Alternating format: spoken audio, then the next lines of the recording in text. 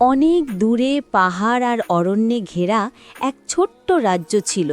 নাম তার চাঁদের দ্বীপ। এই রাজ্যে রাতে চাঁদের আলো এত উজ্জ্বল হতো যে প্রদীপ জ্বালানোর দরকার পড়ত না। মানুষ বলতো চাঁদ নাকি এই রাজ্যকে খুব ভালোবাসে। এই রাজ্যে থাকত এক দরিদ্র কাঠুরে ছেলে, নাম তার আর্য।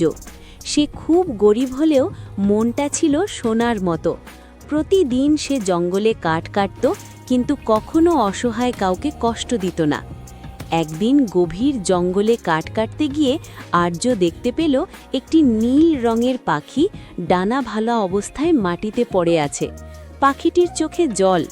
আর্য দেরি না করে নিজের গামছা দিয়ে পাখিটির ডানা বেঁধে দিল আর বলল, ভয় পেও না, আমি আছি। কয়েকদিন পর পাখিটি সুস্থ হয়ে উঠল। হঠাৎ এক রাতে চাঁদের আলোয় পাখিটির রূপ নিল এক অপূর্ব সুন্দরী রমণীতে। সে বলল, আমি নীল পাখির রানী, তোমার দয়ার জন্য আমি মুক্ত হয়েছি। তুমি চাইলে যে কোনো একটি বর চাইতে পারো।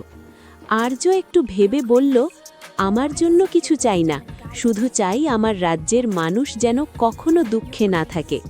নীল পাখির রানী মুচকি হেসে আকাশের দিকে তাকালো। মুহূর্তেই আকাশ থেকে ঝরে পড়ল সোনালি আলো।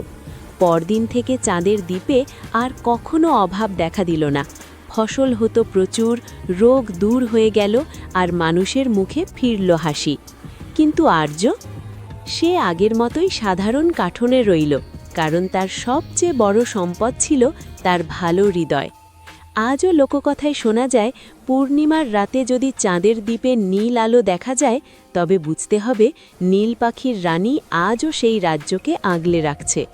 রূপকথার মতো গল্প হলেও সত্য একটাই, ভালোবাসা আর দয়া কখনো হারায় না।